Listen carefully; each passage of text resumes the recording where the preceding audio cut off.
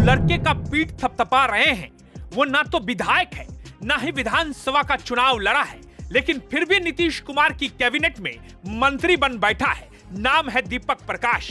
है ना कमाल की बात? किस सोच में पड़ गया? बात 16 आने सच है। आप भी बिना विधायक बने मंत्री बन सकते हैं, वो भी नीतीश कैबिनेट के मंत्री। कैसे बताएंगे, लेकिन उससे पहले जरा ये सुनिए। तो मौका मिलने पर युवाओं को आगे लाना चाहिए। युवाओं में ज्यादा काम करने की क्षमता होती है, उसकी क्षमता का पूरा इस्तेमाल होना चाहिए हर क्षेत्र में। तो बिना चुनाव लड़े, बिना विधायक बने अगर आपको मंत्री बनना है तो शर्त यह है कि आपको उपेंद्र कुशवाहा जैसे बड़े नेता के घर में पैदा होना होगा। इसे कहते हैं धमाकेदार लॉन्चिंग।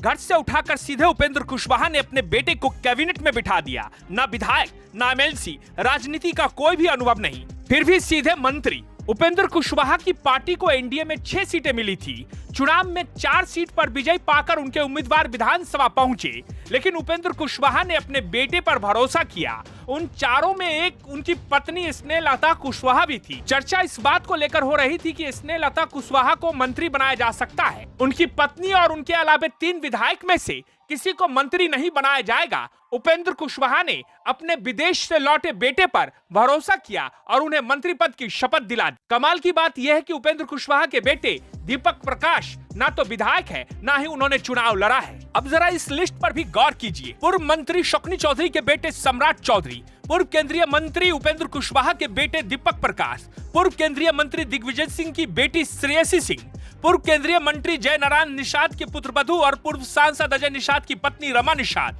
पूर्व विधायक जगदीश प्रसाद चौधरी के पुत्र विजय चौधरी, पूर्व मंत्री महावीर चौधरी के बेटे अशोक चौधरी, पूर्व विधायक नवीन किशोर सिन्हा के बेटे नितिन नवीन, पूर्व मंत्री चंद्रिका राम के बेटे अनिल कुमार और भाई सुनील कुमार। नीतीश कैबिनेट में आधे से अधिक मंत्री किसी न किसी राजनीतिक घराने से ताल्लुक रखते हैं। ना, ये कोई परिवारवाद नहीं है। हम बीजेपी वाले हैं, हम परिवारवाद नहीं करते हैं। पिता राज्यसभा सांसद, मां विधायक और अब बेटा मंत्री बन गया, वो भी बिना विधायक बने।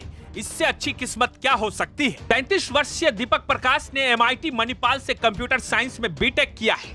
पढ़ाई पूरी करने के बाद दीपक ने साल 2011 से 2013 तक सॉफ्टवेयर इंजीनियर के रूप में काम किया। दीपक प्रकाश की मां स्नेहलता कुशवाहा हाल ही में विधानसभा चुनाव में सासाराम से जीतकर विधायक बनी है। पिता पहले से ही राज्यसभा सांसद है। उपेंद्र कुशवाहा ने इस चुनाव के जरिए न सिर्फ अपनी पार्टी को मजबूत किया, बल्कि परिवार को भी राजनीति में पूरी तरह से स्थापित कर दिया।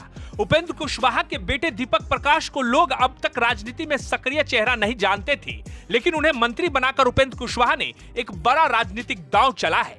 दीपक कंप्यूटर साइंस इंजीनियर हैं और एक मल्टीनेशनल कंपनी में काम कर चुके हैं। अब उन्होंने राजनीति की मुख्य भूमिका संभालनी शुरू कर दी है।